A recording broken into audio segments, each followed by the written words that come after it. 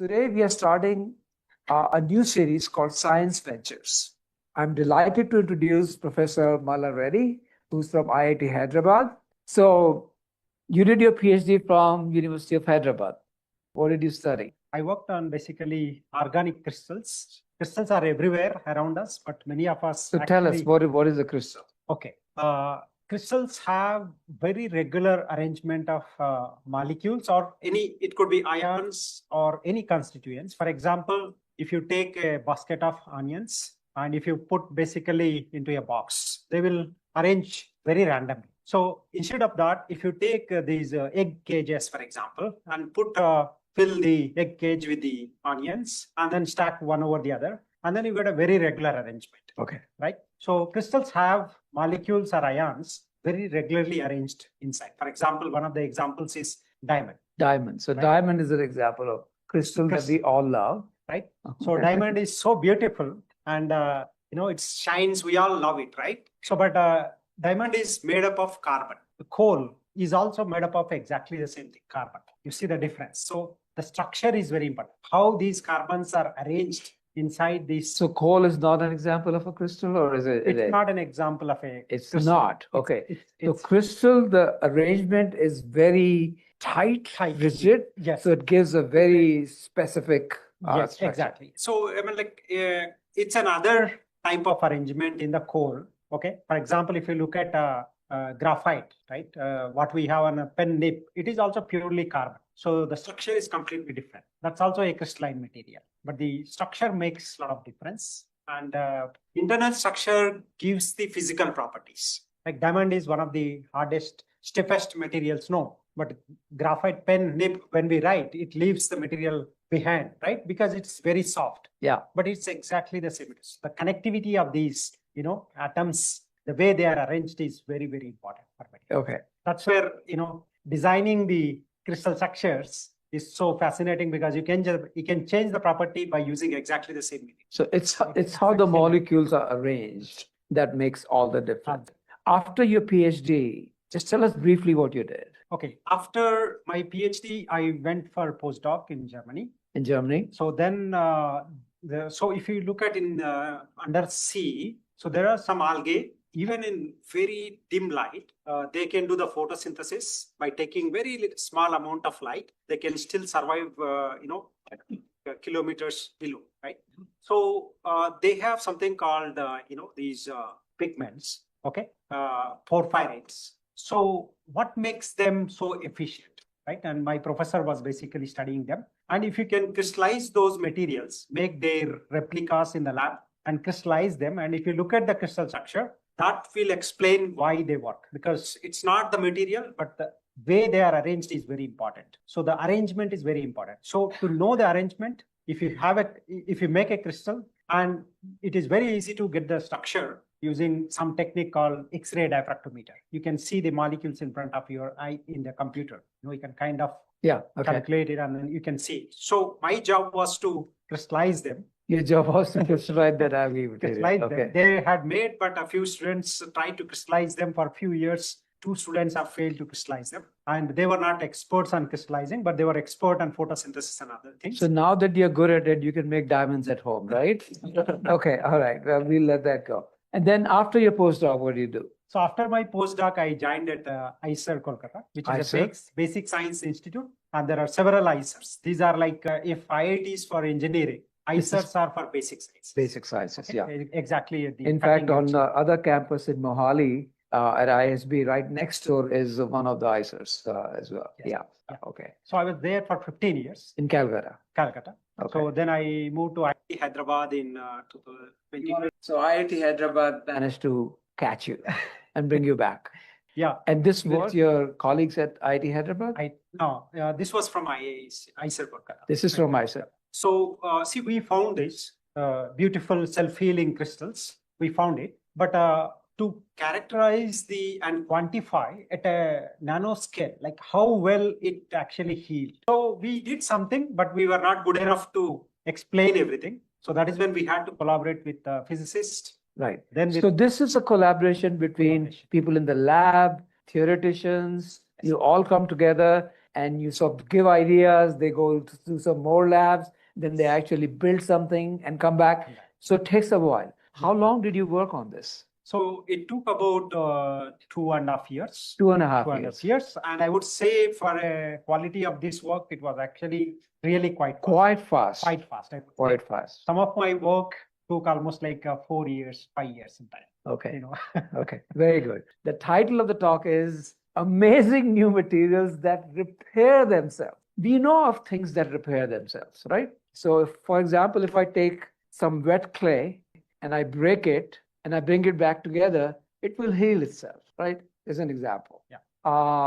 And our bodies cells do some of the self-healing itself. But this is different. Tell us why this is different. So, so you gave an example of clay. It's a very soft, soft, material, right? So even if you take our toothpaste gel, if you cut it with a blade and put together, it will heal. Even liquid, the inherent property of liquid is to, join. Yeah. So you take a cup of tea, you pour it out, it's broken, you bring it back, it's done. So right. It's for liquids, it's a natural, because the molecules or constituents can move very easily, right? So the mechanism there is diffusion. Diffusion. It's very easy in. But that's not what this is. But in crystals, where you have molecules tightly packed, they cannot move. Cannot move. So if you break them, it's broken. It's broken. Very hard. So if you have a diamond, if you have a 20-carat diamond and you break it, you got two 10-carat diamonds and the prices have dropped, right? Absolutely. Okay. But you are saying you have found materials that are as hard as diamonds. Hard, I would say. Yeah. Hard. And they have the property that if they break them, that means you got like maybe 1 millimeter apart, they kind of clap back together. Yes. How's that? Yeah. So this is a crystal, and then you basically push it, you hold them with forceps, and then you push it in the middle, and then on its own, there is a crack here. Yeah, so I see that. Yeah. So there is a crack, and when you let you it can go see here probably, and then you just leave it. So as you can see, it's a quite big crack. So you just pull back your force. Then on its own, the crystals basically pull back on their own, and then they basically come back, and then you don't see any crack line. Completely, they align it up almost they with a molecule. come back to the same crystalline formation as it was before. Yeah. So it's like your twins in Bollywood movies that got separated, right? Absolutely. They got back together and it's like they were never separate. Yes, they look so perfect, even under a high resolution microscope. There's something called scanning electron microscope, and then even atomic force microscopy. If you look at, even scan at nanoscale, you don't see anything. They look as perfect as what you see them, how they are before. So it seems like that there must be some force of attraction. Absolutely. Tell us. So how does that come, right? So these are not magnets. Okay, these are very simple, made up of very simple molecules, and there are no magnets here. This was a big question for us too, because there was no literature to fall back on, and we were also quite surprised, and it was kind of a big puzzle. And then I told my student that if you can solve this problem and explain why this is happening, this will be a kind of big breakthrough, and we can publish wherever we want. And then student was. They were motivated. Very important. Somebody has to be really motivated, and he was so motivated. And then we went into the details. So this is actually a piezoelectric crystal. So piezoelectric. Let's break it up a little bit. Okay. What is piezoelectric? So we all know this lighter, right? The lighter? Lighter? Anyone has? Don't use it here now. So if you basically click, then there is a quartz crystal inside. You hit it with a mechanical force. Then when you hit any mechanical piezoelectric crystal with mechanical force, it will generate electrical potential. Okay. So if you squeeze, so this is your lighter that you use in kitchen also, right? You just use mechanical force and it generates some electricity. Spark. Yeah. Spark. It generates an electricity. And so piezoelectric materials. So piezo means small, or? Piezo means kind of a force. Okay. Something like that. Okay. For example, this is your material, piezoelectric material here, and then you squeeze it. So you are kind of basically internally you are distorting the charges inside. And then once you distort the charges, so there is one kind of a positive end and negative end. So we all know that, if we have studied the +2 level science, we know that, positive and electrical charges, they attract each other. Okay. So that leads to the voltage here, as you can see on that side. So you can keep doing this, and you keep basically generating the electrical potential. So this is like the Christian myth that, God created Adam and Eve, but they were opposites, so they attracted each other. This is what's happening at the molecular level. Yes. So they are opposite charges. So it's not a magnet, but this is actually electric charge At a molecular. that brings. Yeah. How do you think about this?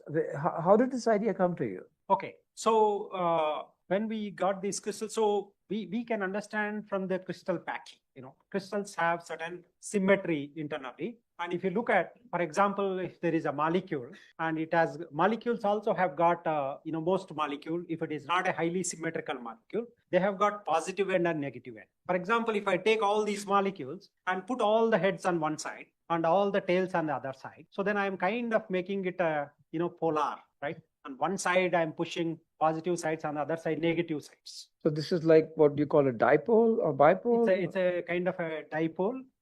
Molecule as a dipole. And then when they are arranged in a certain fashion, so basically they become, piezoelectric actually. Okay. So, and then I go one step further, and then I take this and then break it. For example, as you can see here, if this is my crystal, right? And I have all the molecules, for example, those arrows, if you say they are molecules, on one side there is a positive end, on the other side negative end. So then this is my crystal. Inside I have molecules which are arranged in this direction. Then when I break this crystal, on one side I have positive ends, on the other side negative ends, because I'm breaking. So they are together, they form some kind of attractive forces in the crystal. Once I break them, so then they kind of separate out on the surfaces. So that leads to this attraction, and then kind of snaps them back. And then since these are molecular dipoles, so they kind of arrange almost perfectly when this crystal comes back. So this is, so here that it needed some kind of a force, right? So it could be either magnetic,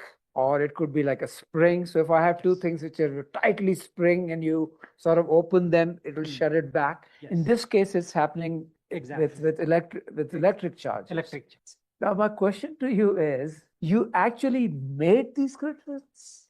Yes. So they don't exist in nature? These are not nature. These are not nature. So you are making them. We are making them. Okay. All right. Yes. What is the size we are talking about? Okay. Are we talking about like making a steel mill? Are we talking about like tiny stuff? Yeah. Where is the use case? So here in our lab, what we made are like, few millimeters long. Okay. These are like hair-like, maybe thicker hair. Okay. Like horse hair, you can say. So, but we can even make them even thicker, like few centimeters long also. Few centimeters long. And like few millimeters thick. Like, so these stitching needle type, right? We can even make it that size. Still it works. Okay. Still it works. Yeah. So now my question is this. I am a shallow person. So I say, my screen breaks a lot. If I can make it of your crystal, as soon as there's a crack, it will repair itself? If you can make it like a thin film, it would. Yeah, it should work. But that's not a good use case. This is not a very. Who cares? Because yeah, right. So where is a good use case? Where do you want these materials where this kind of unbreakability or sort of repair is kind of important? So this would be kind of more futuristic. Yeah. So that's what this thing is about. Futuristic. Yes. So in future, we want to make everything miniaturized, right? Okay. So these piezoelectric crystals can also work like actuators. Like you give electrical pulse, they can expand or compress. Okay. They can give a mechanical kick, for example. So these crystals can be directly used for those kind of applications. Then when you have a micro device, right? Micro devices. Yeah. So then when you deploy a device in the real world, there is a lot of mechanical action always, right? If you break them, then you can't go and then repair them, at certain scale. For example, if you deploy it in for example, a satellite, have a micro component, for example. Or maybe in a war situation, right? So it's very sensitive, and on the ground you can't come and bring your, right? Yes. So those materials are of critical importance. Yes. And especially if these are microelectronic devices, you want them to be in extreme conditions, like, high altitudes or deserts, or that's when this will be important, not iPhone repairing itself. That's kind of a very shallow Yes. Gen Z application. Yes. Is that what you're So, thinking about? yes, that's absolutely. Yeah. So, and other thing is that one more important thing here is that all the other known self-healing materials till now known in the literature require you to go put them together and You give need some, external force. you need to put them together and then give some kind of an external stimuli, like either heating, for example, or some kind of a Heating, light, glue, Yes, soldering, you need welding, Absolutely. right? So some external stuff is external required. stuff is required. But This one here- has none of that. Here it requires nothing. And also, amazingly, if you make a crack, for example, and leave it within few microseconds, Few microseconds. it will heal back. So that means you don't feel that it has actually, you don't see any disruption in the function. You may not even know that No, it actually. there was actually a So failure. you would think that this is really an indestructible material because as soon as it breaks, Yes. okay. So then there is a difference between this and an unbreakable material. An unbreakable material is a material that doesn't break. Yes. Here there is some plasticity Yes. and yet it's coming back. Yes. Yeah. Why would I prefer that versus the first one that doesn't break at all? Yes. What are the Yeah. use cases? So if you want to build very tough materials, for example, right? So most of the time they are also not flexible. For They're not example, flexible. You Right. want to have a device which is very flexible, and sometimes you might go to a very extreme stress conditions, but still you might break it even if it's hard, right? Here it might break, okay? It might take all the force that you give, but it just comes back, Right. right? And this is So easier the to- plasticity is useful Yeah. because that flexibility is actually makes it even more durable More- than a very hard material, because if the hard material breaks, it breaks. breaks forever. It's like a heartbreak. Yes. Dil tod diya to tod diya, right? But we want it to be more plastic so that, yeah, something like that. So the use cases you see are in micro devices. Where else? Micro device. So Micro- then there are many other, for example, electronic devices. How about planes? Uh, Can we make planes safer? so see here, the fundamental aspect of arranging the molecules, the concept what we develop. Okay, this is translatable into any material that you would like. Any material. You want to have this in polymers, for example, you should be able to use these principles to build material. You can also make a very tough material. Okay, you want to have both toughness and this property both. So this is a kind of a very basic concept which will allow you to translate into many other materials. For example, you want to have a material, for example, a panel, right? A panel. A panel you want to make it, right? So you can take this concept. If you make a material which follows these principles, it should be able to also show the self-healing. So that's why I said it is more of a futuristic thing. We have developed a very basic framework, and then that should allow us to go into various. So following this, we wanted to see if you make a semiconducting material. This is not a semiconducting. This is not a semiconductor. Right? We know that semiconductors are very, very useful in many applications. So we made in our lab a semiconducting material, and so that material has very, very interesting properties along with the self-healing property. Okay. For example, if you want to use cloud, AI uses a lot of cloud computing. Right? Mhm. For example, if you have our material, so this material is such that you can. It's called analog material. It's like more like a neural network kind of a material. So you can basically, instead of 0 or 1 like binary, the crystal has such a special property that you can have 1, 2, 3 up to 2 to the power of 10 states, which is about 1,000. 2 to the 10 is Yeah. about 1,000. Yeah. Yeah, 10, 10, 1024 Yeah. states. You can have a lot of states. So this allows you to use it for analog computing, which more works like neural network. It's a beautiful material. In that, we have brought the self-healing. I see. Okay. I see. That's actually very insightful, right? You're Yes. saying most of it's 0, 1, Yes. which is binary, binary. but this can have many states. Many states. 0, 1 is easy to make. Easy to make. But Easy to make. having materials that have many states Yeah. is very hard. Very So you can simulate Yeah. analog type of stuff with this thing. absolutely. I think that's really So brilliant. Yeah. what is the use case of such materials, right? Analog material will allow you to basically compute locally. So to compute, use the AI and the mobile, you need cloud computing. For that, you need internet. So you are transporting the data. That costs a lot of energy. Yes. So the materials that we built with these neural network type of memory. The So it computation can actually be does local. it. If you have it on your mobile, you don't need internet. It will do this. AI will use actually local when you are storing your data. You can store your data as well as it can be used for computing as well locally. I don't know if it's happening to you guys, but my brain is like on fire. Do you guys see the applications here?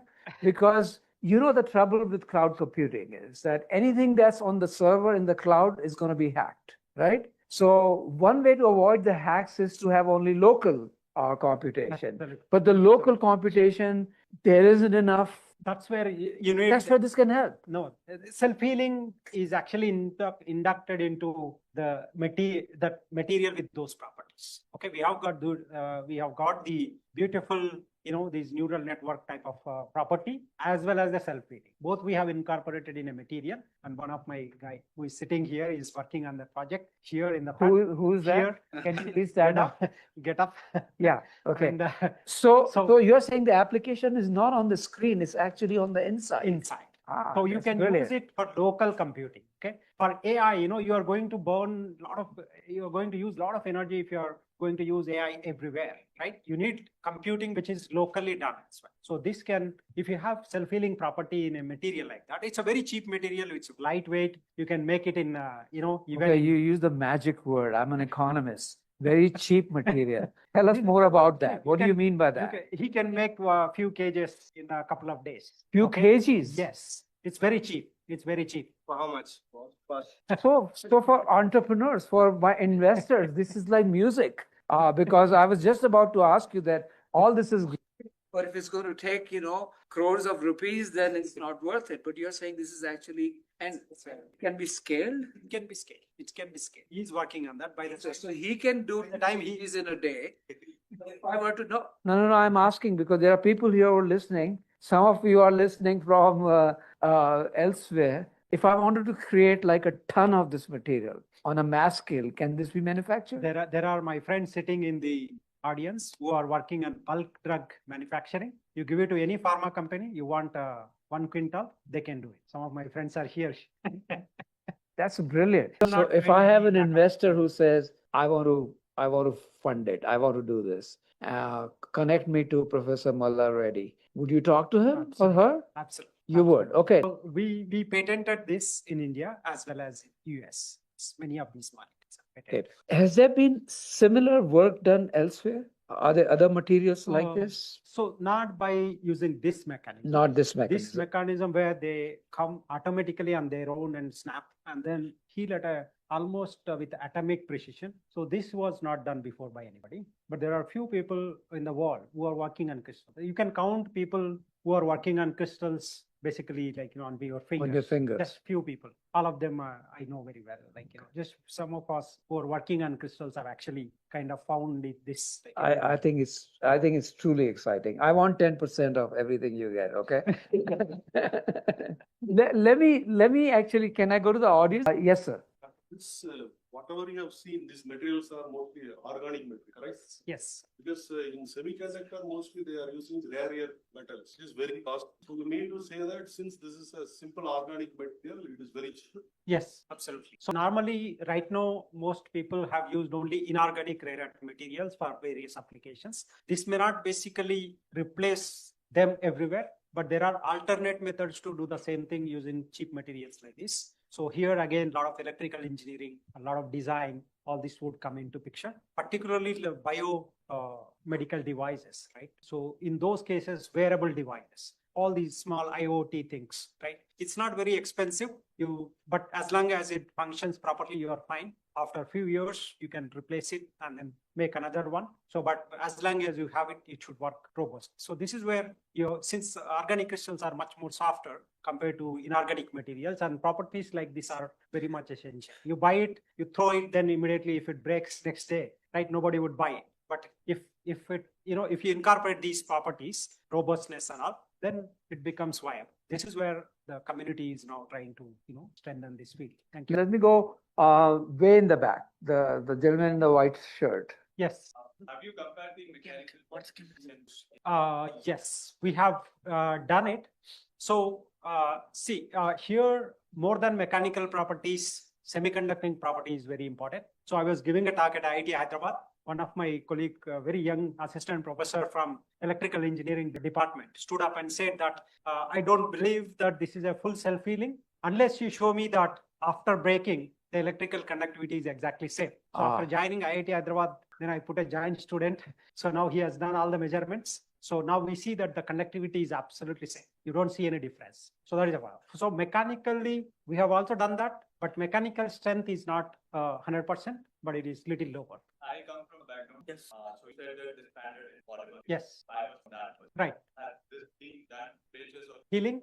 So we have done at low temperatures, so it works very well. temperatures. High temperature, so crystal is stable around up to 200 degrees centigrade. So it works up to 200 degrees centigrade. So, but it is always possible to go up to 300 degrees centigrade with organic crystals. But beyond that, most of the organic crystals won't survive. Yeah. So don't put it in a furnace. Room temperature everywhere will be okay. Airplane application. I was thinking about windshield. Windshield for airplanes. The temperature. But what is the most critical part of the plane when it fails? We are in trouble. That's what we have to think about, right? Is it the windshield, the most critical part, or something else? I mean, I don't know the answer, but I think in general, that's what we need to think about. What is the material where criticality is really important? Yes, sir. Can it be done for graphene as well, these materials? No, Property. see, here the material itself has to be designed in such a way that it has an inherent property, like self-healing property. You cannot use this material to heal something, which is a totally different material. Okay. So it's not like something like a Fevikwik or something else. Okay. If I can draw that analogy. So it is the property that requires to be designed into the material. Okay. So graphene is also very strong material. It's 1 nano atom thick and it's getting high potential and high demand globally, which is in buildings. But by the way, somebody showed that if you make a diamond like a nano rod, Yes. even that self heals. If that self-heals. Even that self heals. So at atomic level, but that only works when you do it in a inert environment like vacuum. Okay, because once you break the carbon bonds, right? If you have oxygen and around, so then these radicals basically react and then it can't heal. So under very confined condition, if you break the covalent bonds, still it can work, but it works very well in the molecular materials. I've seen some application in batteries. For example, electrolyte, if you can use a self-healing electrolyte, for example, these micro cracks, crack is a very critical thing. For battery. Yeah. If you have a crack, then that will build up the charge, right? It can break down the battery. So if you have your components, all of them are self-healing. So then you can save it from the mechanical cracks. It can work that way as well. Yes, sir. Yeah. Basically, I'm a commerce student, but I have heard many a time the explanation being made crystal clear. That word I have heard many times. Now I understood the concept of crystal is basically the arrangement of the molecules. That explanation is crystal clear. So I correlated with it. Yeah. Okay. Yes. And my question is, can this crystal be applied in making construction material? Okay, very, very good question, actually. Yeah, so not this material, but you can use the concept and then make materials follow this crystal structure. Okay, so for other electronic materials that I was talking about, so we use the concept. Then we made a new material which has both electrical conductivity, interesting properties, as well as the self-healing property. So one has to design, even in the polymers, I was saying that you can use the concept. So what is the concept here? You have to align all the dipoles with all heads on one side, all tails on the other side. So even the biology, which you said, right? So tissue has all chiral molecules. In that also, all the dipoles are arranged in that way. In a way, we are proving how the self-healing works in biology. But mechanism itself is not, This is made very clear. different. But even in biology, I think your analogy is right. You still have a DNA. So there's somebody actually has giving instructions, right? This one has no instructions at all. It's purely the property of the material that it creates this attractive force, which just slaps it back together, right? Yes. Yeah. So even in the biology, the DNA instructs on how to make the molecules, and Right. here I am actually doing that job. You That's can say right. that I am directing my material, but in the nature, DNA directs the materials to self-assemble in that way. What I could infer is there is a widespread application of this material, but where is the more value add? So I don't think construction is the most valuable, right? See, in construction, you can correct me, because there, if you want to make something harder, just use more of it, right? Or, in many things, redundancy solves the problem. You do more of it, or, but where the criticality is important, if something breaks, the whole thing will break down. That's where I think this use might be. You are right. High value, what you said is a high value, Yeah. use case. But there are people working on even self-healing, construction materials as well. So, but that is not for making a simple house. Critical People have parts been and- using certain materials. Fix Bangalore roads maybe. Yeah. So, but here another important thing I should make is that a small crack in a material is a starting point for any failure. Right. Okay. Right, Maybe right. So for this a is it, large yeah. material, maybe initially it is very small. Unless you sort that out, you will not be able to sustain for long. So then it will propagate over a period of time with more mechanical loading cycles, and eventually there will be a failure. Yeah. Let me give chance to this person. Thank you. Have you Yeah. studied the voltage characteristics? Because when you're talking about analog, right? Like Yes. generally you want it to be 140 nanometer and like longer, but digital actually wins out because you can go down to 1 to 2 nanometer. While in analog you want to stay at 140 because the voltage characteristic you want it to be like spread out, right? To be able to control it. Right. So is the characteristics of your material in semiconductors, is it different than what we have? See, so here we have done all the basic stuff on a single crystal, which is of the size of few millimeters long. And the devices that we have made, the channel length is around 50 microns to 250 microns. Okay, at that scale, we have shown it. But if you make thin films using the same materials, we can go down to nanoscale as well. So that's the next step that we are working. Okay. Yeah. The gentleman over here. Sir, what about the optical transmission of these tubes? Can it be used as a replacement for the fiber optic cable? Absolutely. Absolutely. Yeah, you can do that. And then we have also seen that light transmits without any deviation when you basically self-feed. It works very well. Yeah.